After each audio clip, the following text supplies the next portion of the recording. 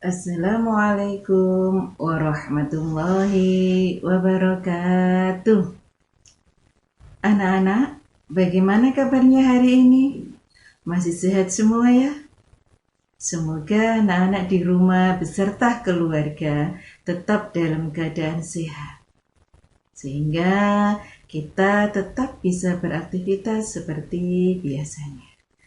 Anak-anak, seperti biasa, sebelum pelajaran dimulai, mari kita sama-sama berdoa dulu. Semoga apa yang kita pelajari pada pagi hari ini bisa bermanfaat dan mudah untuk difahami anak-anak. Ayo berdoa sama Bu Guru dulu. Bismillahirrahmanirrahim. Rabbi zidni ilma warzuqni fahma. Amin. Ya, anak-anak, pelajaran hari ini yaitu materi PAI pada bab 3. Itu kita mempelajari tentang indahnya nama-nama Allah. Anak-anak, sudah sering kita pelajari materi tentang nama-nama Allah, ya. Karena mulai dari kelas 1 kita sudah terbiasa mempelajari nama-nama Allah, atau biasanya kita sebut dengan Asmaul Husna. Untuk yang kali ini kita mempelajari yang berbeda dari kelas 1, kelas 2, dan seterusnya, ya. Pada pagi hari ini kita akan mempelajari selain yang sudah kita pelajari pada kelas-kelas yang dahulu. Di dalam pelajaran Asmaul Husna kali ini, kita nanti kalau sudah mempelajarinya, diharapkan kita mengetahui makna dari Asmaul Husna yang kita pelajari pada pagi hari ini. Di samping itu, karena kita sudah kelas 6, maka kita pun diharuskan untuk bisa menunjukkan bukti-bukti dari Asmaul Husna yang kita pelajari, ya. Jadi anak-anak, tolong diperhatikan apa saja Asmaul Husna pada pelajaran kali ini. Yang pertama yaitu As-Somad, yang artinya adalah tempat meminta.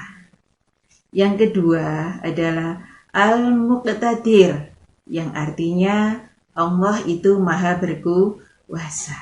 Kemudian yang ketiga Al-Muqaddim, yang artinya adalah Allah itu yang maha dahulu.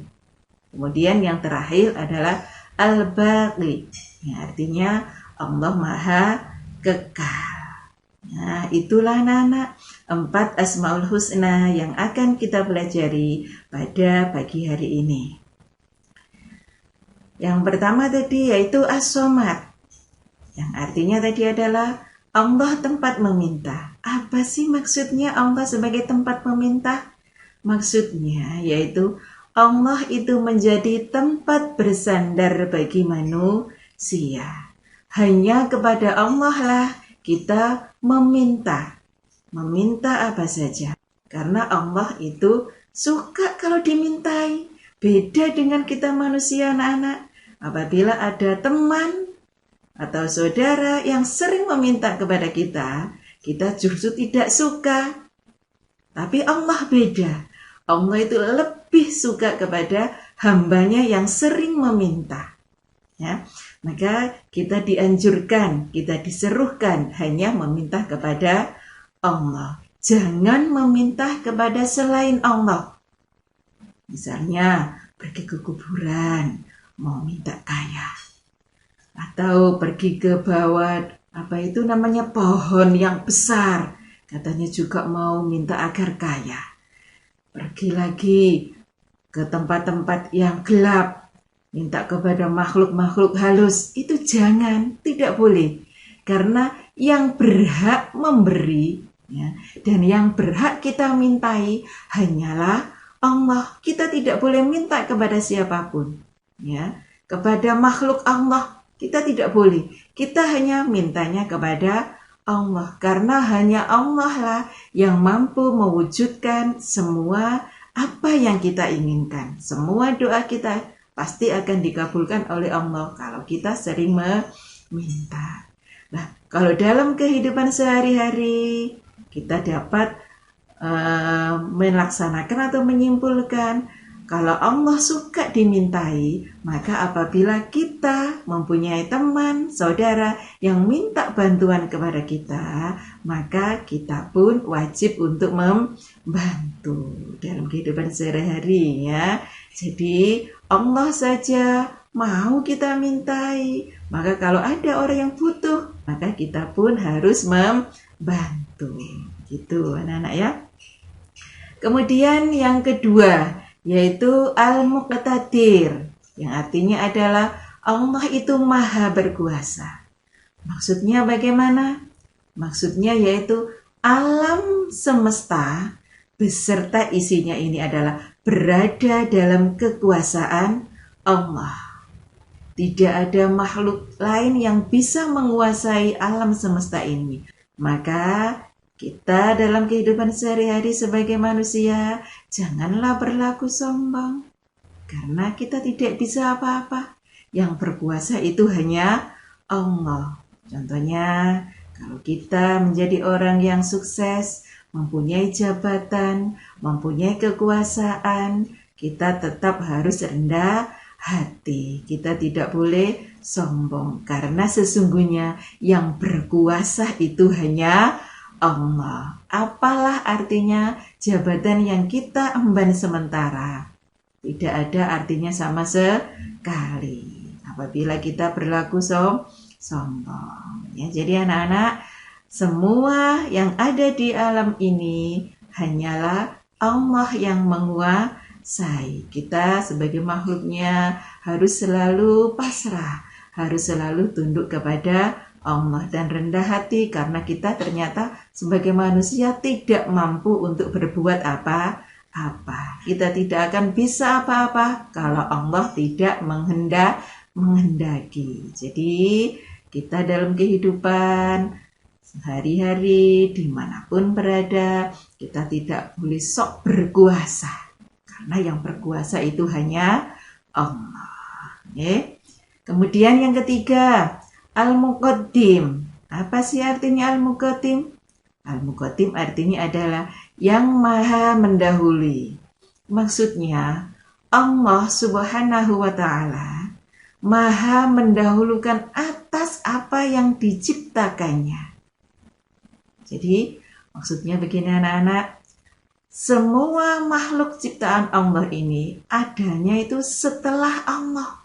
Jadi Allah ada dahulu, barulah makhluk ciptaannya ini ada. Jadi Allah itu maha dahulu. Contohnya anak-anak, kita melihat bangku, kita melihat kursi, papan tulis ada di sekolahan, itu semua siapa yang membuat anak-anak? Ya betul, yang membuat adalah tukang kayu. Sekarang ditanya Bu Guru, dulu mana tukang kayu sama kayunya? Dulu mana tukang kayu sama mejanya? Ya jelas yang lebih dahulu adalah tukang kayu. Ada tukang kayu dahulu, baru ada meja, kursi, dan papan. Sama juga dengan kita manusia. Ada Allah dahulu, barulah ada manusia. Karena Allah maha mendahulu. Kemudian yang terakhir yaitu Al-Baqi. Apa tadi artinya? Yaitu maha kekal. Anak-anak, maksudnya di sini adalah semua makhluk yang diciptakan Allah itu bisa rusak. Ya, semuanya tidak terkecuali. Meskipun itu matahari yang kelihatan besar, sangat besar, dan kayaknya itu sangat menakutkan karena melihat panasnya, tetapi itu bisa rusak. Karena makhluk ciptaan Allah. Semua yang diciptakan oleh Allah itu rusak kecuali Allah. Jadi apapun yang ada di dunia ini semuanya bisa rusak karena memang manusia ini ciptaan Allah. Bisa rusak, yang tidak bisa rusak hanyalah Allah.